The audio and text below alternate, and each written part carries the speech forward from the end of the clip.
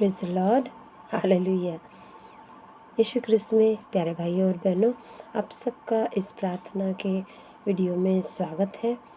और आज जो प्रायश्चित काल का आगमन होने वाला है, प्रायश्चित काल में हम प्रवेश करेंगे इस बुधवार से जो 2025 मार्च 5 तारीख को है।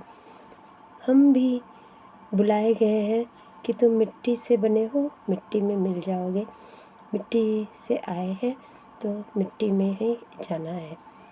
और लेकिन उस बीच के इस सुनहरे सफ़र में हमारे जो ये सुंदर सी प्रभु यात्रा या ईश यात्रा है, ईश्वर के साथ चलना, ईश्वर के वचनों के अनुसार चलना, इसमें ईश्वर कुछ बताते हैं, कुछ नियम है जिसका हमें पालन करना चाहिए। प्रायश्चित काल का मतलब यही है कि प्रायश्चित करो, कुछ प्रायश्चित करो। Hallelujah, hallelujah. थोड़ा जो भी तुम कर रहे हो उसमें से थोड़ा हटके तुमने, यदि तुम्हें लगता है कि हम ज़्यादा भोजन खा रहे हैं तो उसमें से थोड़ा कम खाए, बचा कर किसी और को दें। दूसरी बात, ये तो अक्सर कभी हमने जाना है, पहचाना। दूसरी, प्रार्थना में यदि तुम कम समय दे रहे थे तो उसको घटाना नहीं है। हालेलुया। वैसे भी ईश्वर को 2 घंटे और 40 मिनट देना ही है 24 घंटे में से प्रार्थना में। चाहे आप बाइबल पढ़ें, चाहे आप मनन चिंतन करें, चाहे आप प्रभु की स्तुति करें या प्रभु के गीत गाएं, ऐसे दिन भर में जो भी जब समय मिलते रहेगा, उसमें से 2 घंटे 40 मिनट ईश्वर का है। हालेलुया। उसमें से उससे बढ़ाना है, उससे कम नहीं करना है। हालेलुया। तो आप जितना प्रार्थना में अधिक बैठना चाहेंगे, जितनी प्रभु की स्तुति कर पाएंगे, हालेलुया हालेलुया हालेलुया करके ईश्वर का आभास आपको लेना है। तो ये प्रायश्चित काल का समय उचित समय है प्रार्थना में बढ़ना, प्रार्थना को बढ़ाना, ईश्वर से अपना संबंध और गहरा करना या मजबूत करना पिता परमेश्वर से। उसके लिए कई सुंदर उदाहरण बाइबल में दिए गए हैं।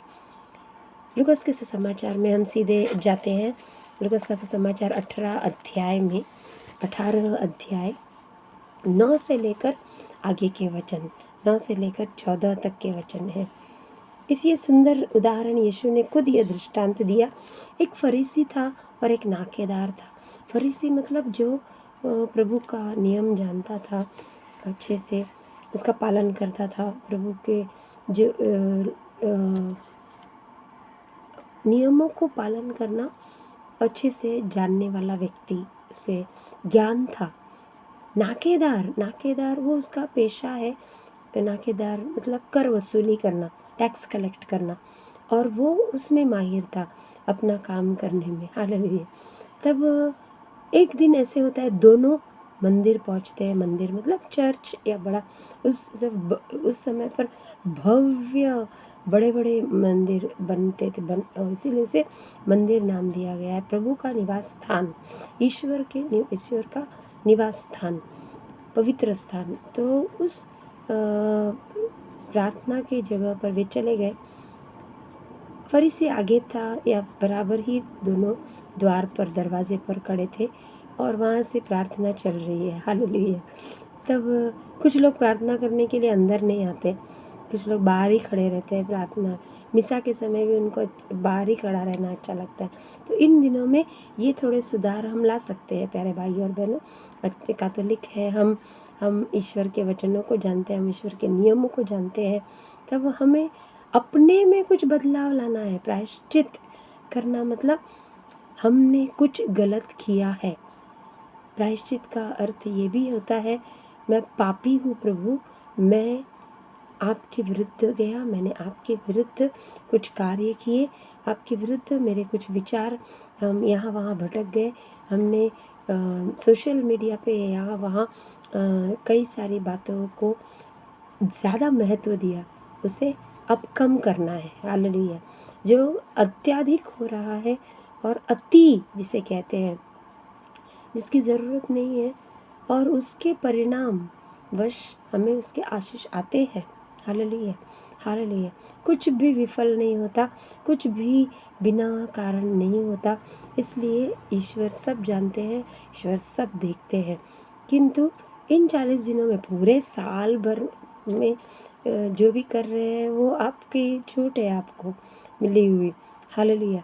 लेकिन ये 40 दिन में जो भी आप करेंगे उस पर ईश्वर की खास नज़र रहेगी। हालेलुया। ईश्वर हमें देखते हैं, ईश्वर देखते हैं कि क्या कर रहे हैं मेरे प्रजा, मेरे लोग, कैसे वे मेरे पास आना चाहते हैं, कैसे वे।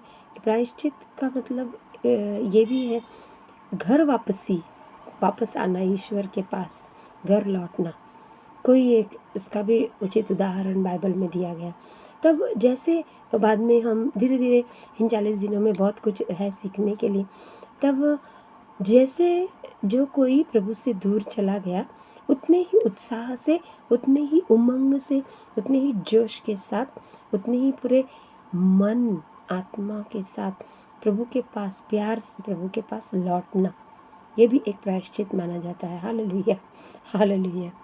तब यहाँ वे फरीसी नाकेदार दोनों प्रार्थना के लिए खड़े हैं।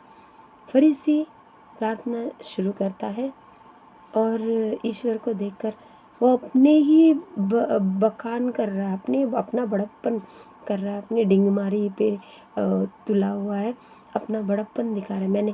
प्रभु मैंने ये किया, प्रभु मैंने वो किया। वो कहता है कि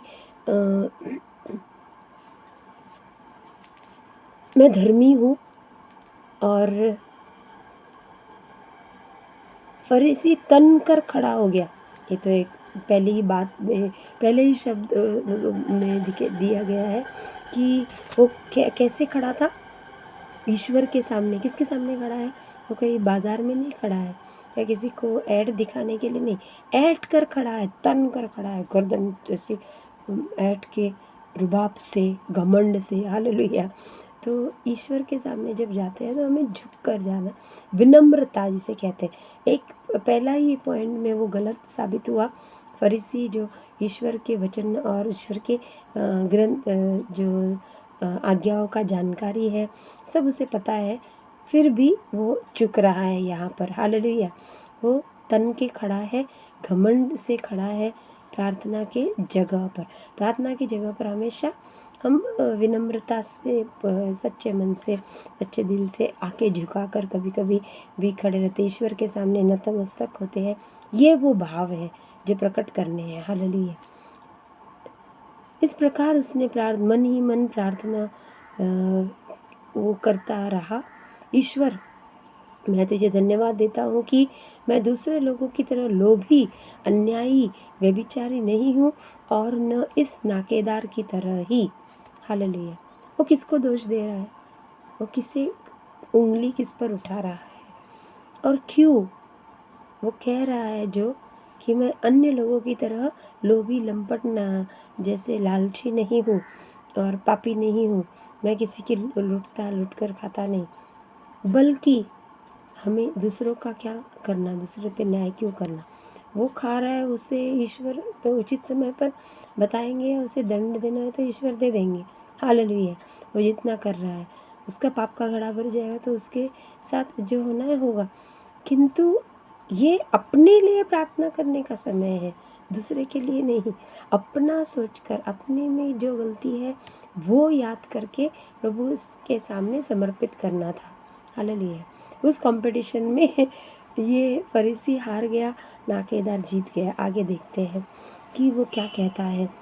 मैं सप्ताह में, मैं नाकेदार की तरह नहीं हूँ। उसने बगल में देखा उसको कि ये नाकेदार खड़ा है, मतलब वो उसे पहचानता था, या उसकी शायद वो पगड़ी या कुछ पहना होगा उसने, जिससे उसकी पहचान हो गई कि इसने उसे पहचाना कि ये नाकेदार है। जिस किसी रीति से, उसके पहनावे से उसे पहचाना होगा शायद। तब फिर भी क्या और क्यों तुम उसे दोष देने वाले कौन होते हो? नाकेदार है, ठीक है, वो वसूल कर रहा है, वो अपना काम कर रहा है, उसे उसका पश्चाताप मिलेगा या पछतावा होगा, वो पश्चाताप जो ईश्वर उसे दे देंगे वो उसके लिए एक दंड समान ही कुछ रहेगा, वो उसे भुगत लेगा। किंतु इसे पड़ी है, ये गलत है। हर बार दूसरों पे नज़र रखना या उंगली उठाना छोटी छोटी बातों में। इसीलिए यीशु ने कहा कि तुम अपनी आँख में देख कर गिरा हुआ लकड़ा नहीं देख रहे हो, बड़ा कचरा तुम्हारे आँख में है, लेकिन तुम दूसरों की छोटी छोटी जो गलतियाँ उसे ढूंढते जाते हो, ये गलत है। और दूसरा, तुम कहते हो तुम्हारी आँख में देखो तो प्रभु ये मेरे से भी बदतर है, ये कैसे मंदिर के इसमें यहाँ खड़ा है, ये क्या प्रार्थना कर रहा है, मैं उससे अच्छा हूँ, बेहतर हूँ। Hallelujah, hallelujah, hallelujah.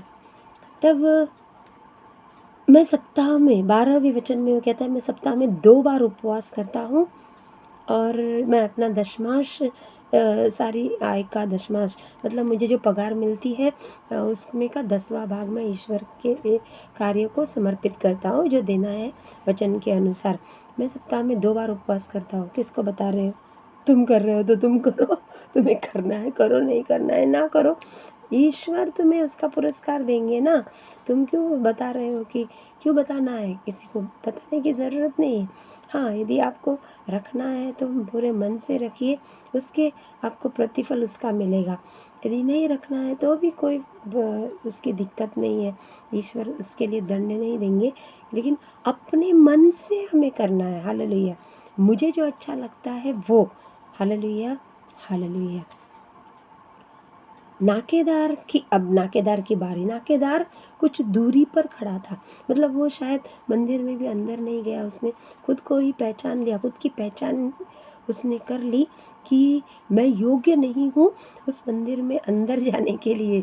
मंदिर या ईश्वर का जो निवास स्थान वो पवित्र है, ईश्वर पवित्र है, उसे पहले ही पश्चाताप आ गया उसमें। Hallelujah, hallelujah. विपरीत परिस्थिति, व्यक्ति एक दूसरे के विपरीत, है ना, कितना फ़र्क है दोनों में। एक साथ ही प्रार्थना में खड़े, फिर भी उन दो व्यक्तियों के मन में एक समान विचार कभी नहीं आते, एक समान विचार उनके कभी नहीं होते। अलग अलग उनके दिमाग में या मन में कुछ कुछ होता है, या प्रार्थना चलती है या अलग ही कुछ वो सोचते हैं। हालेलुया, ये यीशु ने यहाँ पर सिद्ध किया। और वो कहता है दूरी पर ही खड़ा था, उसे स्वर्ग की ओर आँख उठाने तक का साहस नहीं हो रहा था। हालेलुया, इतना विनम्र वो हो गया, इतना उसे अपने अंदर ही कुछ कमी उसे महसूस हो रही थी, कुछ उससे बातें खाई जा रही थी। प्रभु मैंने ये नौकरी तो अपनाई, लेकिन इस नौकरी में मुझे कुछ पाप करने पड़ रहे हैं, कुछ गलतियाँ मेरे से हो रही है, मैं क्या करूँ? मुझ पर दया करो प्रभु, मुझे क्षमा करो प्रभु, मेरी गलतियाँ मैं मानता हूँ प्रभु कि मैं पापी हूँ। उसने ये कहा, ये प्रायश्चित में ये वाक्य, यह मोड़, यह दृष्टिकोण होना बहुत ज़रूरी है। Praise the lord, hallelujah.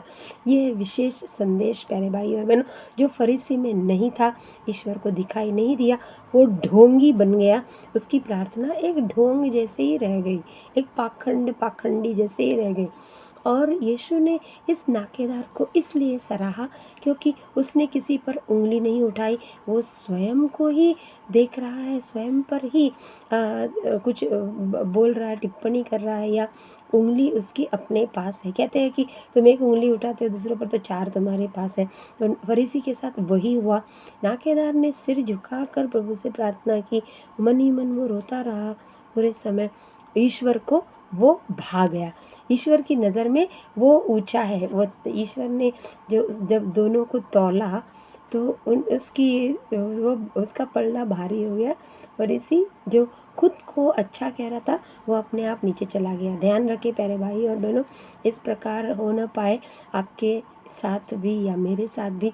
हमें बहुत ध्यान रखना चाहिए कि हम क्या करते हैं, हम कैसी प्रार्थना करते हैं, प्रभु के सामने हम कैसे जाते हैं, तन कर अकड़ते हुए या घमंड से नहीं। विनम्रता पूर्वक प्रार्थना में प्रभु के पास हमें जाना चाहिए। प्रभु की आशीष पाने के लिए अपने आप को हमें विनम्र करना है। विनम्रता के हमें प्रतिफल भी मिलते हैं। और उसने कहा, ईश्वर मुझ पापी पर दया कर। वो छाती पीट पीट कर कहता रहा। छाती पीटना मतलब एक प्रायश्चित का ही एक वो चिन्ह था। पुराने विधान में वो लोग छाती पीट कर प्रार्थना करते थे। कुछ लोग छाती पीट कर रुदन करते हैं, तो वैसी प्रार्थना वो कर रहा था प्रायश्चित